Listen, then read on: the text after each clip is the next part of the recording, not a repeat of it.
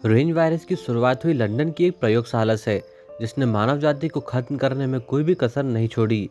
खुद इंसान अपनी गलतियां दोहराता रहा, जिसका उसने खामियाजा भुगता। कहानी की शुरुआत स्कॉटलैंड की एक जगह से होती है, जहां एक घर में हम ढेर सारे बच्चे को टीवी देखते हुए देखते हैं, जिसमें जिमी नाम का एक बच्चा शामिल होता है। वे सभी काफी मजे कर रहे होते हैं। तभी जिमी की आंटी वहां पर आती है, जो कि काफी घबराई और डरी हुई होती है। तब जिमी उनसे पूछता है कि आखिर क्या हुआ है। इस पर आंटी उसे उल्टा डांट देती है और सभी को कमरे से किसी भी हालत पर बाहर ना आने को कहती है। और उसी पल वहां पर सन्नाटा छा जाता है। जिमी धीरे धीरे दरवाजे के पास पहुंचता है और वहां जाकर कुछ सुनने की कोशिश करता है। और कुछ समय बाद वहां पर ज़ॉम्बीज़ अटैक कर देते हैं। तब जिमी डरा हुआ वहां से भागने लगता है और वह पहुंचता है अपने पिता के पास। और वहां पहुंचकर वह सारी बातें उन्हें बताता है, जिस पर उसके पिता उसे एक लॉकेट देते हैं और वे अपने आप को ज़ॉम्बी के हवाले सौंप देते हैं। जिमी यह नज़ारा देख रहा होता है और वह बेहद ज़्यादा डरा होता है और भाग जाता है। लेकिन वायरस का कहर जारी होता है।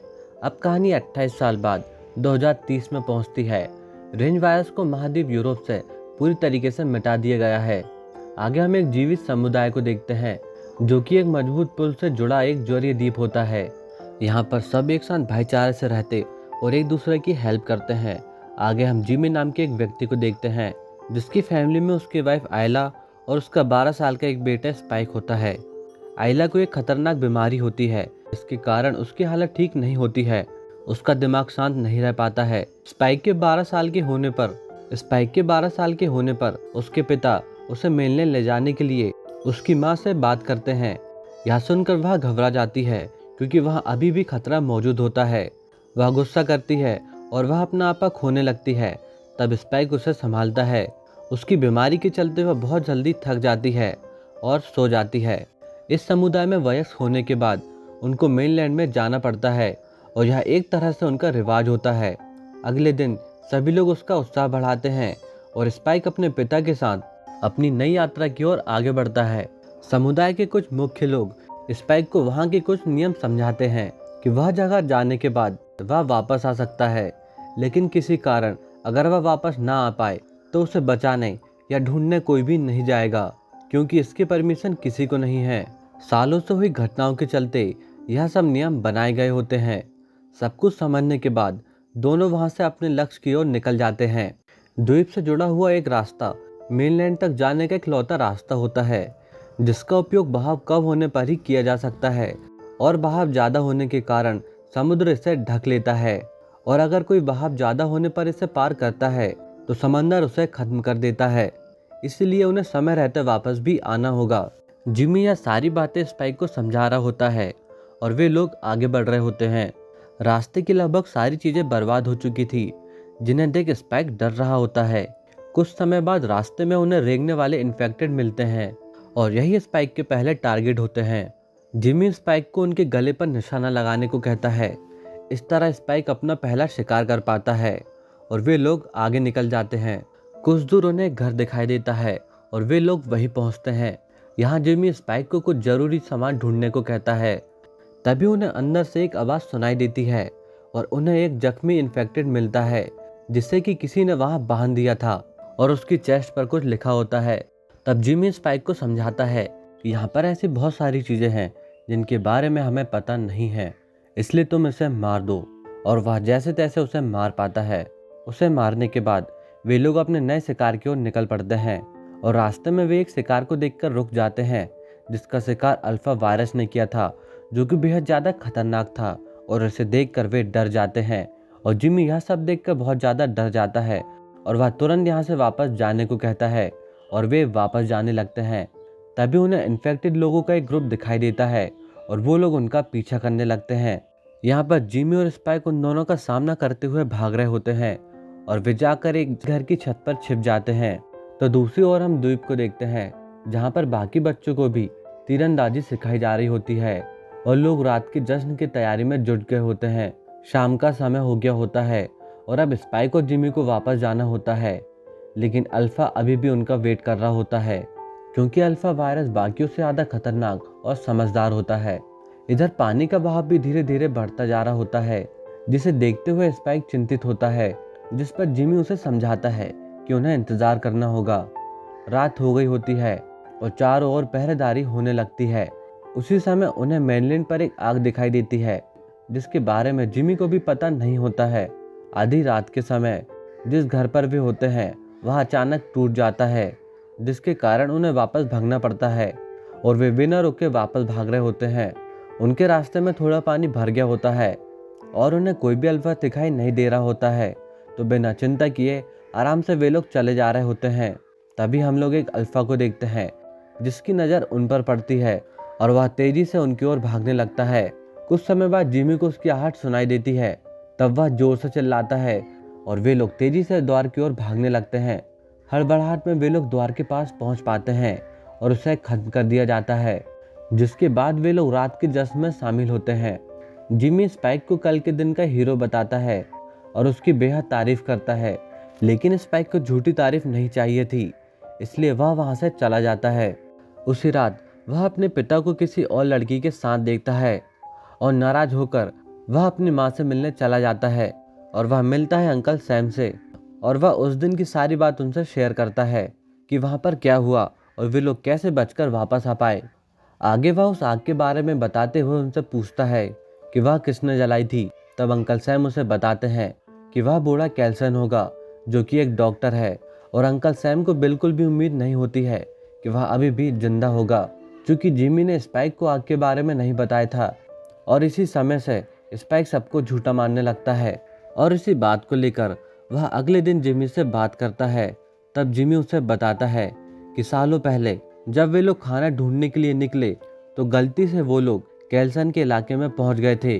उन्होंने एक पहाड़ी की चोटी से नीचे देखा था। तब उन्हें वहां पर सैकड़ों लाशें, जिसमें सब लोग थे, वहां पर एक आग थी और वहीं पर कैल्सन खड़ा हुआ था, जिसे देखकर सभी की रूप कांप उठी थी और वे लोग भागकर वापस आ गए थे और इसलिए वहां पर कोई भी नहीं जाता है। आगे स्पाइक बार बार जिमी से उसकी माँ के बारे में कह रहा होता है कि वह उनका ध्यान नहीं रख पाते हैं और उन्हें उनकी कोई भी फिक्र नहीं है। इसी बीच दोनों की बहस हो जाती है और स्पाइक जिमी को उनसे दूर रहने के लिए भी कह देता है। अगले दिन स्पाइक अपनी माँ के साथ वहां से बाहर जाने का प्लान बनाकर वहां से मेनलैंड की ओर निकल जाता है, ताकि वह डॉक्टर से मिल सके और उसकी माँ का इलाज करवा सके। जब वे लोग जा रहे होते हैं तब उसकी माँ डरी होती है, लेकिन स्पाइक उसे संभालता है और वे लोग आगे बढ़ते हैं। वे लोग लगातार चलते हैं और शाम होने पर वे लोग एक जगह रुककर आराम करने लगते हैं। वह एक चर्च होती है। स्पाइक रात में पहरा दे रहा होता है और उसकी आंखें लग जाती है। तब एक रेंगने वाला इन्फेक्टेड उसकी ओर तेजी से आगे बढ़ रहा होता है और इससे पहले कि वह उसे कोई हानि पहुंचा पाता, आइला उठ जाती है और वह उस इन्फेक्टेड को खत्म कर देती है और यह सारी घटना स्पाइक को पता भी नहीं चलती है। अगली सुबह वे लोग डॉक्टर की खोज पर आगे बढ़ते हैं। दूसरी ओर हम अल्फा के एक समुदाय को देखते हैं, जिससे डर कर कुछ सोल्जर भाग रहे होते हैं और वह समुदाय धीरे धीरे उन सोल्जर को खत्म कर देता है। और यहीं पर हम एक बात को नोटिस कर पाते हैं कि एक फीमेल अल्फा जो कि प्रेग्नेंट होती है। इस तरफ आयला की हालत अब और भी ज़्यादा खराब होने लगी थी। तभी इन पर कुछ इन्फेक्टेड हमला कर देते हैं। वे लोग डर कर भाग रहे होते हैं। तब एक सोल्जर इनकी हेल्प कर सभी इन्फेक्टेड को खत्म कर देता है और इस तरह वे लोग बच पाते हैं। उस सोल्जर का नाम एरिक होता है, जिसके सभी साथी अल्फा इन्फेक्टेड के द्वारा मारे गए थे। इसके साथ ही वह बेहद ज़्यादा डरा होता है और मजबूरी में उन तीनों को साथ पर रहना पड़ता है। चलते चलते आयला को एक ट्रेन दिखाई पड़ती है, जिससे कि कुछ चीखों की आवाज़ आ रही होती है। और जब आयला वहां पर पहुंचती है तो वहां पर वही इन्फेक्टेड और प्रेग्नेंट लेडी होती है, जो कि अपने बच्चे को जन्म दे रही थी। यहाँ पर आयला उसकी हेल्प करती है, जिससे कि वह उसके बच्चे को जन्म दे पाती है। वह बच्चा बिल्कुल स्वस्थ होता है, लेकिन उसे किसी भी प्रकार का इन्फेक्शन नहीं होता है। यह सब कुछ उस सोल्जर की आंखों के ठीक सामने हो रहा था। तब वह आयला को उस बच्चे और उस इन्फेक्टेड लेडी से दूर रहने को कहता है, लेकिन वह उसकी बात नहीं सुनती है। तभी वह इन्फेक्टेड आक्रामक हो जाती है और वह आयला पर हमला करने वाली होती है और तभी एरिक उसे खत्म कर देता है। एरिक यहाँ पर उस बच्चे को भी मारने वाला था, लेकिन तभी अल्फा वहाँ पर आ जाता है और वह उसके सिर को धड़ से अलग कर देता है। यह देखते ही स्पाइक अपनी माँ को वहाँ से भागने को कहता है। स्पाइक यहाँ पर अल्फा का सामना कर रहा होता है, लेकिन अल्फा बेहद ज़्यादा खतरनाक होता है और इससे पहले कि वह उस तक पहुँच पाता, वहाँ पर एक व्यक्ति अल्फा को बेहोश कर देता है, जो कि कोई और नहीं बल्कि डॉक्टर होता है, जिसकी खोज में स्पाइक और उसकी माँ इतने समय से भटक रहे थे। डॉक्टर ने वायरस से बचने के लिए खुद के शरीर पर आयोडीन लगा रखा था, इसलिए उनका शरीर लाल सा दिखाई पड़ रहा था। यहाँ पर स्पाइक डॉक्टर से मदद के लिए कहता है और वे लोग अल्फा के होश में आने से पहले यहाँ से निकल जाते हैं और वह छोटी सी बच्ची भी उनके साथ होती है। वे लोग डॉक्टर की बनाई उस जगह तक पहुँचते हैं जिसे कि वह पिछले 13 साल से बना रहा था, जिसे उसने नाम दिया था मेमेंटो ऑफ मौरी, जिसका अर्थ होता है मौत को याद रखो। डॉक्टर ने उस पूरी जगह को लोगों की हड्डियों से बनाया था, जिसके बीचों बीच इंसानों की खोपड़ी का एक समूह या स्मारक था। डॉक्टर के पास एरिक का सिर होता है। वह उसकी खोपड़ी को स्पाइक को देकर उसे सही जगह रखने के लिए कहता है और स्पाइक ऐसा ही करता है। उस रात डॉक्टर आयला की जांच करता है और जांच करने पर वह पाता है कि आयला को कैंसर है, जिस पर आयला उससे कहती है कि उसे लग रहा था कि उसे कैंसर हो सकता है, लेकिन वह डर के कारण उसे कुछ भी बात नहीं बता पाई थी। यह सुनकर स्पाइक डर जाता है। यह सारी बातें स्पाइक को समझ नहीं आ रही थी, लेकिन वह चाह रहा था कि किसी भी तरह उसकी माँ को बचाया जाए और वह डॉक्टर को भी बार बार ऐसा ही कहता है। तब डॉक्टर स्पाइक को समझाने की कोशिश करते हैं कि किसी भी हालत पर उसकी माँ को बचाया नहीं जा सकता है, लेकिन इस समय स्पाइक को संभालना आसान नहीं होता है। यहाँ पर आयला डॉक्टर की हेल्प करती है ताकि वह स्पाइक को बेहोश कर सके। आयला, जो कि दर्द से पहले से ही तड़प रही थी, तो वह डॉक्टर से खुद को आज़ाद करने को कहती है ताकि वह शांति से बिना दर्द के मर सके, और डॉक्टर भी ऐसा ही करता है। अगली सुबह स्पाइक अपनी माँ के लिए उस स्मारक की सबसे ऊंची जगह सुनता है और वह उन्हें गुड बाय करता है। स्पाइक के पास अल्फा की बेटी होती है और यही रीज़न होता है कि अगले दिन वह अल्फा उन पर अचानक से हमला कर देता है और वह अल्फा बेहद ज़्यादा गुस्से में डॉक्टर को मारने वाला होता है, और इससे पहले कि वह डॉक्टर को मार देता, स्पाइक उसे बेहोश कर देता है। इस तरह मुश्किल से डॉक्टर की जान बच पाती है। सब कुछ होने के बाद डॉक्टर स्पाइक को बच्ची के साथ घर वापस लौट जाने को कहता है।